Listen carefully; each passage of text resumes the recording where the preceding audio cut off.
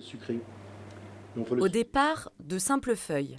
Mais une fois en bouche, c'est un goût de champignons qui se dégage avec celle-là, et même un goût d'huître avec celle-ci. Les fleurs de cardamome qui sont super jolies.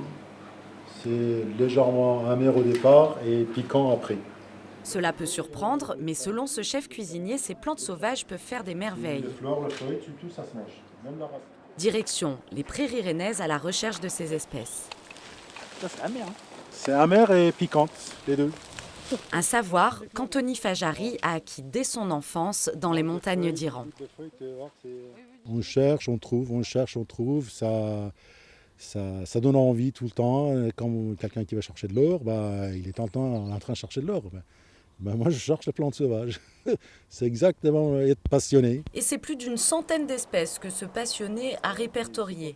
Des plantes culinaires que ses confrères chefs lui ont demandé de découvrir pour s'en inspirer. Il y a des choses qu'effectivement on ne connaissait pas et qu'on va sans doute essayer maintenant d'apprendre à cuisiner. Donc on va essayer d'avoir une démarche autour de ces produits-là avec nos savoirs et nos connaissances. Après la cueillette, nous retrouvons les chefs dans les cuisines d'un restaurant 2 étoiles. Charge à nous de trouver la bonne interprétation sur une assiette pour composer quelque chose de... Je pense que tu veux qu'on va mettre ça. La nature a su éveiller leur créativité.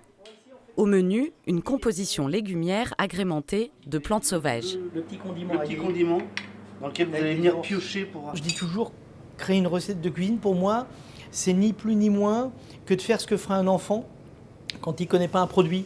C'est-à-dire qu'il va l'essayer possible. Des combinaisons de saveurs comme une évidence.